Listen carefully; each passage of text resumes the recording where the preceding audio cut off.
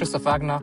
I'm a principal and fractional CFO here at torq.partners, and I work with fast-growing tech and deep tech companies across Europe and mainly in Germany. We act in a kind of embedded role that is inside of the company, so we work really hands-on, very closely, shoulder to shoulder, even sitting next to each other on the desks.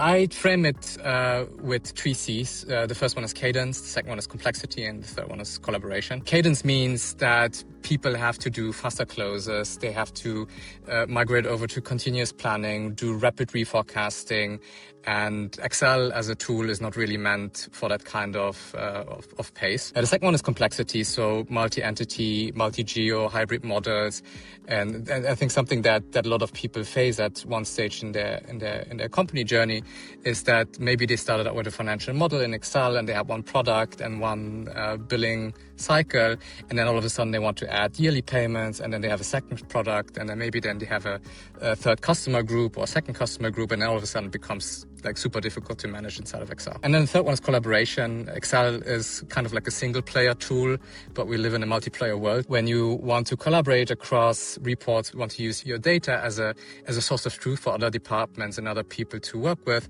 it becomes really tiresome to make sure that you have like one single source of truth that is living in Excel. People expect dashboards, and Excel does not do dashboards.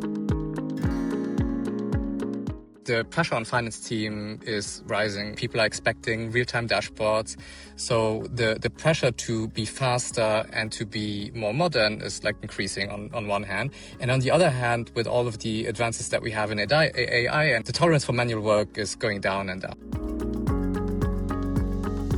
Very obvious one I think that everybody thinks about is the time tax. If you have to spend a lot of time reconciling Excel sheets, then that's not really time that is well spent. All of a sudden you have like this huge monolithic ecosystem of Excel files that rely on each other and depend on each other.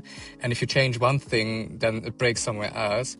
If I have financial data and I take 15 days to prepare it because my month-end closing is really long and it takes really long to reconcile everything, and I need to put it into like Excel and the report, and then I give the board or the exec team or the department heads, I give them their numbers like 10 days after the month is over, then it's data that is outdated by 15 days already. Excel is not really made for real time. At the forefront of our thoughts, obviously, it's not very maintainable. Ideally, you build it in a way that a lot of people can contribute to it and can understand it. But the reality is that because it's so flexible and versatile, what ends up happening is that you have some sort of hacked together Excel sheet nobody besides the creator can understand and debug. And if that person leaves and then you build some new stuff on top of it, then once again, you have like this huge behemoth of stuff. And then if you change something somewhere, you don't know if you broke it somewhere else. So the risk for error is really, really high, which in the end causes a lot of loss of trust. It's important in this kind of migrations that you don't think about like replacing Excel and getting rid of it. By moving away from Excel, I'm losing a lot of control, I'm losing a lot of flexibility. I think it's important to validate that concern. Excel itself is not going to go away. It's still very, very good for modeling. It's still very good for as a playground to like quickly think that try things out.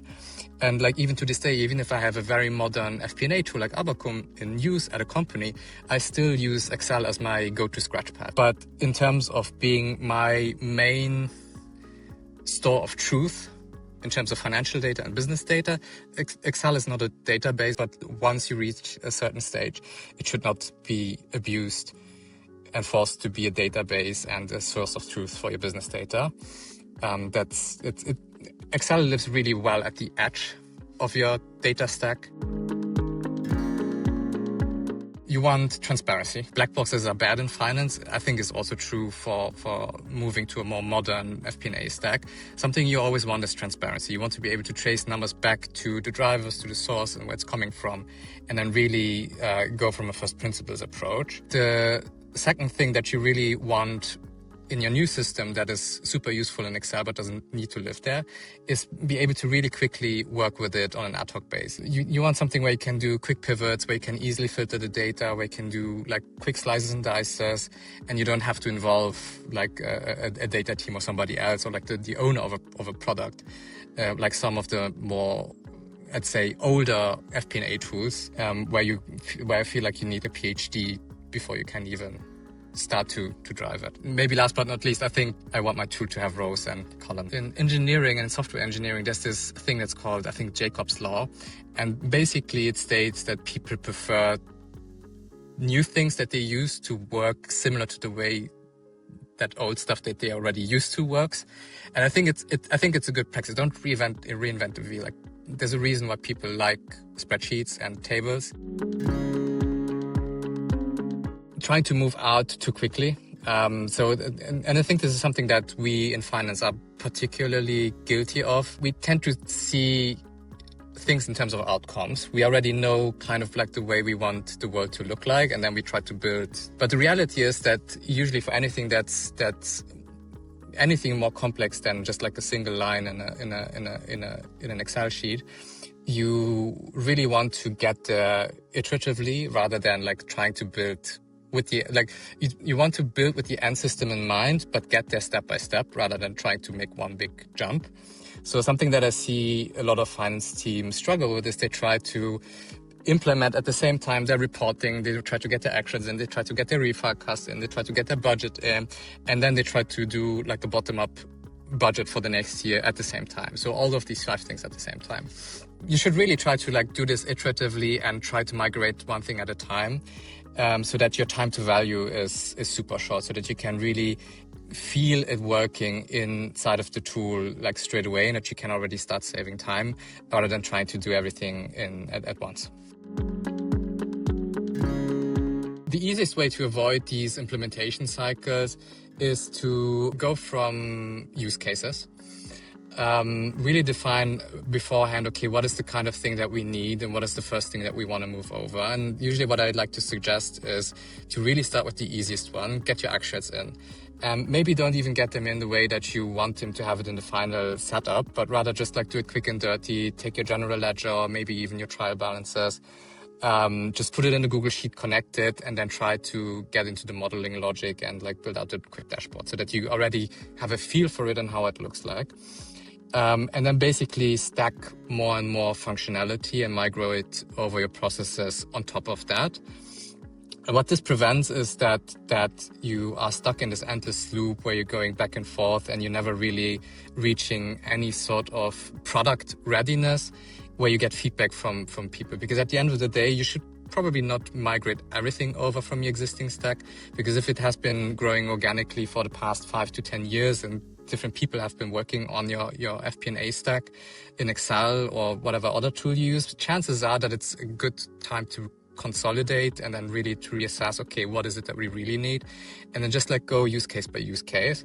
And the good thing is that even if it takes 12 months to migrate everything over and to reconsolidate and make everything clean again, it doesn't take 12 months until you benefit from the system. You already benefit from the system as soon as like 1 week, to be honest, depending on how quickly you move. For me, AI native means that when I'm inside of a platform, sometimes I don't even notice that I'm interacting with AI because it's so deeply embedded and integrated in the workflows that are native to that platform, that it's just part of the normal experience. So it's AI baked into workflows and not just a chatbot bolted to the side. Is this a product that existed before Gen AI became huge? And then because the bot forced them, they just slapped on a chatbot to the side and it doesn't really feel integrated and it's just like kind of there because they have to put it in. That for me is the opposite of an AI native platform, kind of like an AI is a future, I guess. The first one we talked about earlier already. It's kind of like the black box thing. And I agree with this point. I really dislike when people say, oh, you should use Gen AI to do a forecast, because at the end of the day, the forecast, you should be able to understand it.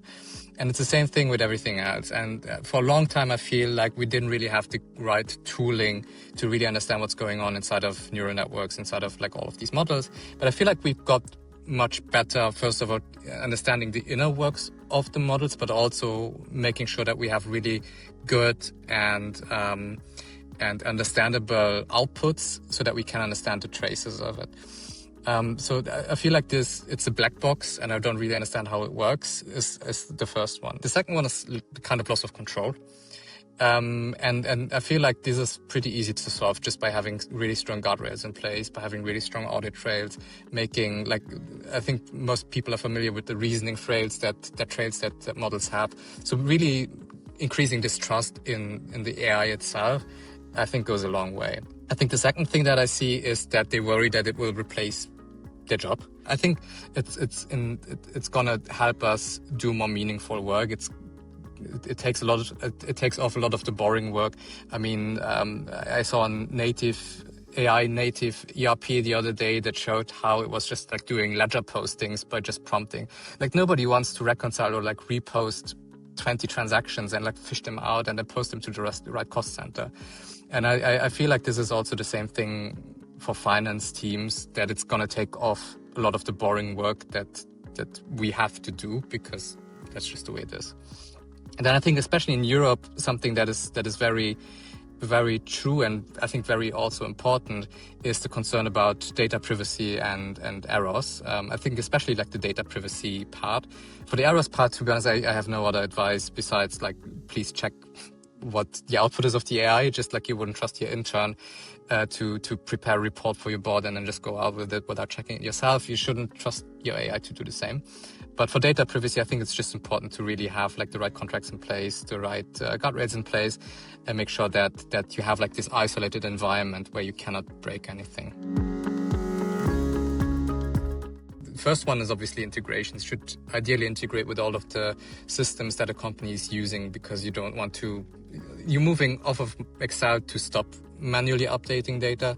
So I think that's one of the big ones. The second one is obviously how easy is it to collaborate inside of the platform, because the decision to move away from Excel to an FP&A tool is usually also a decision for the finance team that they want to be more present in the organization and that they want to take a more strategic role in their business partnering, rather than being the kind of department that is like stuck in their own little chamber and like doing analysis on their own and just really coming out when they need something from you. So it's also this decision to really be more visible and to act as a strategic partner for other departments. The last one, more generally, is that when you move over to a new system, you always have to think about not only the direct cost, but you also have to think about the cost of ownership. So how expensive is it to maintain a system? How expensive is it to onboard something? And I mentioned this earlier, there's some systems out there that are very popular and that are good. Like, they're great, they have a lot of flexibility within them. But it also feels like you need to do a PhD first to understand how to use the system. So it always comes with this huge rat's tail of extra costs, whether it's in terms of like implementation partners, because you have to spend $100K first of all to get it even running, or that it's just built in a way that is not very familiar. So you have huge switching costs, which is both bad for the organization, but it's also bad for the people, because usually people don't want to change. And like, if you want them to change to a new system or an FP&A tool in this case, you really want to make this as smooth and familiar as possible for them. It's very modern. Finance departments never really got to benefit from all of this shift and all of this research and all of these learnings we have from user experience design. So you have all of these nice tools in your private life, and you see other departments using all of these super well-designed tools that are super intuitive. And finance really never really got to benefit, with maybe a few exceptions. But certainly on the FP&A side, we haven't really been. We bought Abacum, and I didn't have chance to be in any of the onboarding sessions, so the team was doing that. And I remember that we had to get it ready in a pretty quick way. And I and the head of finance, we just jumped in, and like, I was super familiar with it straight away. Sure, I have a background in FP&A, so I'm kind of like familiar how these tools work, but I was like, I didn't have to look at any of the docs, and I was able to get it up and running. It's a good balance of structure and flexibility. So you have like this governed data model at the center. You can hook in all of your data, but it's still flexible on the other side, where you can reuse it, and it's super easy to share it with other people. Something that is very off-putting for me for like the more earlier generations of FP&A tools is just the sheer upfront cost of implementation costs. Not only are you buying very expensive software, but you're also buying a super expensive implementation, and nobody really feels like it's their model because the consultants build it for you.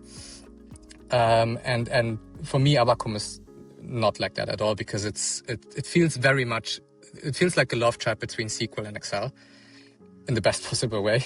It's more insights, it's less manual work. You finally have the infrastructure in place to do the job everybody wants you to do and you actually yourself want to do, and not the job you need to do because your systems are lagging behind.